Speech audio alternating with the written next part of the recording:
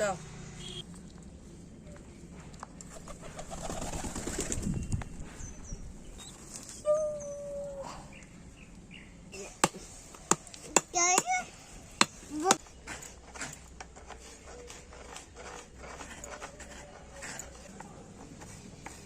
যা সব শেষ হয়ে গেল রে ভগবান। একবার তুলি। হ্যালো গাইস, তোমরা সবাই কেমন আছো? আশা করি সবাই খুব ভালো আছো আর আমিও অনেক অনেক ভালো আছি।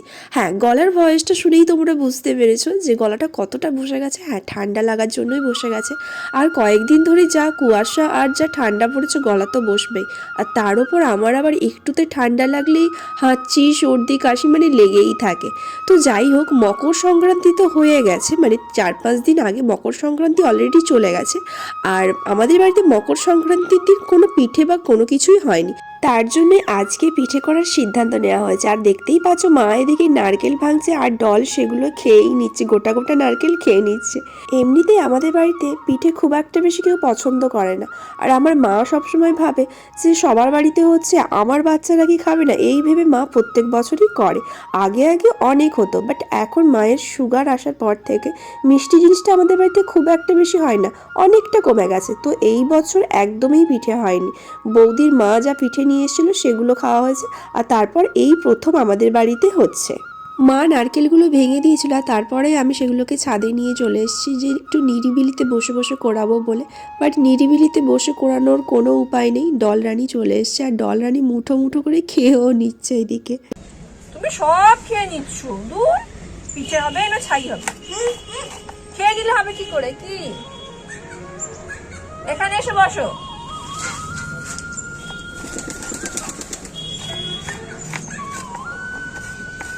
যা সব শেষ হয়ে গেল রে ভগবান। ডল এখানে আমাকে এত পরিমাণ ডিস্টার্ব করছিল যে আমি জোরে চিৎকার করে মাকে ডাকছিলাম, মা তুমি আসো তো, আমি আর নিয়ে পারছি না। তারপর মা এসে ওকে বকছিল যে পেট খারাপ করবে, তুই কাঁচা কাঁচা নারকেলগুলো খাচ্ছিস কেন। ওই জন্য বাবু কান্নাকাটি করে চলে গেছে নিচে। তো যাই হোক, এইদিকে মা এসে আমাকে একটু হেল্পও করে দিল আর এইদিকে নারকেলগুলো কোরানো হয়ে গেছে। তো আমি নারকেলগুলো একটা বাটির মধ্যে করে তুলে রেখে দিচ্ছি। মায়ের নারকেল কোরানোটা একটু বেশি ভালো হয়েছে, কারণ আমি তো এই প্রথম, আগে কখনো করিনি। এরপরে পিঠের জন্য মা পুর করা শুরু করে দিয়েছে। এমনি চিনিরই পুর হয়, তো এখন যেহেতু শীতকাল আর গুড়টা পাওয়াও যাচ্ছে, সেই জন্য গুড়েরই পুর হচ্ছে। গুড়টা মা আগে থেকেই কিনে নিয়ে এসে রেখে দিয়েছিল। পৌষ সংক্রান্তির দিন পিঠে খেতে হয় বলে মা ভেবেছিল যে ওই দিনকেরই পিঠে হবে, বাট কোনো কারণবশত ওই দিনকের পিঠে হয়নি। তো তার জন্য গুড়টা ছিল, সেই গুড়টা দিয়েই আজকে পুর বানানো হচ্ছে আর পিঠে করা হচ্ছে। এই পুরটা বানাতে গেলে অনেকখানি পাক দিতে হয়, তো মা ততক্ষণে পাক দিক, ততক্ষণে আমি তোমাদের ছাদটা একটু ঘুরিয়ে ঘুরিয়ে দেখাই। আর এই দেখো আমাদের ছোট্ট পায়রার বাচ্চা হয়েছে, কি সুন্দর। অনেক দিন হয়ে গেল, প্রায় 10-12 দিন মতো হয়ে গেল। এরা অল্প অল্প হাঁটতে পারে কিন্তু ঠিকঠাক করে খেতে পারে না, মানে নিজে খুঁটে খেতে পারে না। তো যাই হোক, আজকে ছাদের বাইরে বের করেছি রোদের মধ্যে। অনেক দিন হয়ে গেল, মানে ঘর থেকে কোনোদিনই বেরোয়নি, মানে যা ডিম ফুটে বাচ্চা হয়েছে তবে থেকে কোনোদিনও বার করিনি ছাদে। তো আজকে একটু একটু হালকা হালকা রোদ উঠেছে, তাই জন্য আমি ভাবলাম যে পায়রাগুলোকে একটু রোদে দিই, বাচ্চাগুলো কখনোই বেরোয়নি। আর ওইদিকে এই যে খেতে দিয়েছি, ওর মা বাবা এখানে সবাই খাচ্ছে। আর এই যে আমার ধেসো, তারপর ডিঙ্কি, এরাও শুরু করে দিয়েছে। এরা কোনো খায় না এমন কিছু নেই, এদেরকে সব খাবার খেতে হবে, মানে পায়রার খাবারটাও বাদ দেবে না, সেটাও খেতে পারে। আর এমন কুটুস কুটুস করে খায়, মনে হয় যেন সুপুরি কাটছে দাঁতে।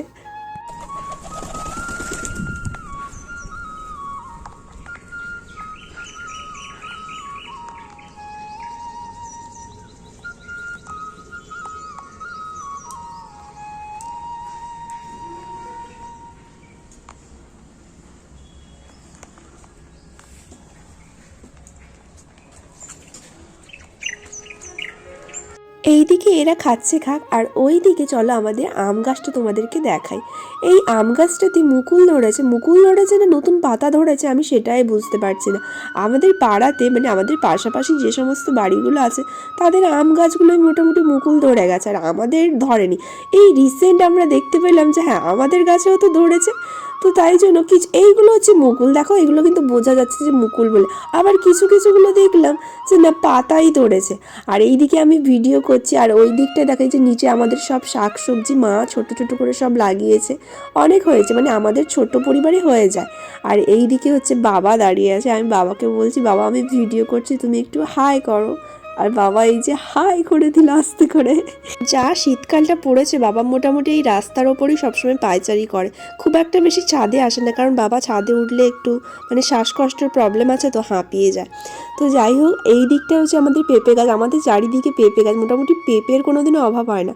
আর কাঁচা পেঁপেটা আমরা মোটামুটি খাই, বাট পাকা পেঁপেটা খুব একটা বেশি পছন্দ করি না। আর এই দিকটায় রয়েছে আমাদের বড় পুকুর আর সামনেই রয়েছে রাস্তা।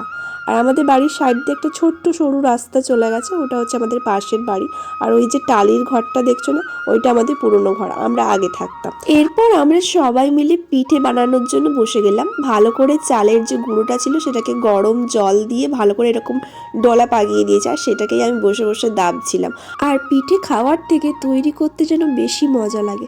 আর তৈরি করা বলতে পিঠে করার জন্য যে খোলাটা রেডি করতে হয়, মানে যার মধ্যে পুর ভরা হয়, সেই খোলাটা আমি আজ পর্যন্ত কোনো দিনও বানাতে পারলাম না। মানে আমি অনেকবারই ট্রাই করেছি, সেটা সবসময় একটা থালার আকৃতি হয়ে যায়, মানে কোনো দিন ওই খোলাটা সুন্দর হয়ে গোল করে যে একটা বাটির আকৃতি নেয় সেটা আমার কোনো দিনও হয় না। তো যাই হোক এইদিকে মা আর বৌদি খোলাগুলো আমাকে রেডি করে দিচ্ছিল, আর আমি শুধু পুরটা ভরে মুখগুলো সুন্দর করে মুড়ে দিচ্ছিলাম যাতে না ভেঙে যায়। এই পিঠে মোড়ার কাজটা আমি বেশ ভালোই পারি, মানে শুধু এতটুকুই পারি, আর কিচ্ছু পারি না, আর বাকিগুলো সব মা করে।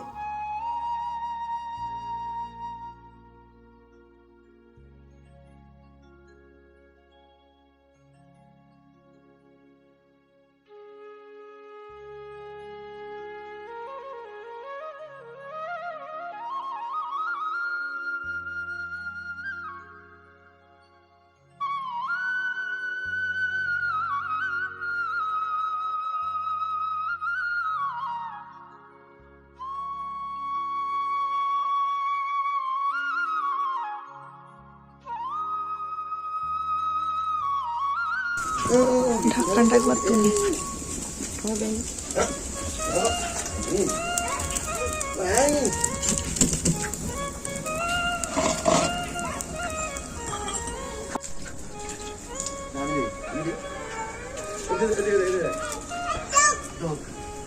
দেখি কেমনে হয়েছে তোমার ভাপা পিঠা, আমার দর্শন কোনদেরকে দেখাও।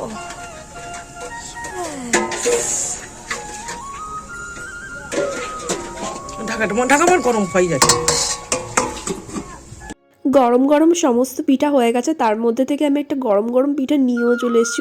বাবা যা গরম, আর খেতে এত সুন্দর হয়েছে, ভীষণ সফট হয়েছে আর দারুণ। আর আমার মায়ের হাতের যে কোনো জিনিস খুব ভালো হয়, আচার থেকে শুরু করে আমচুর, তারপর বড়ি পিঠে আমার মা কিন্তু হেব্বি সুন্দর করে। সব বাচ্চার কাছেই তার মায়ের রান্না বেস্ট, প্রত্যেক বাচ্চার কাছে তার মা হচ্ছে সেরা। তো যাই হোক আমার কাছেও আমার মা সেরা।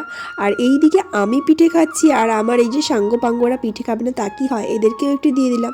তো আজকের ব্লগটা এখান পর্যন্তই, টাটা।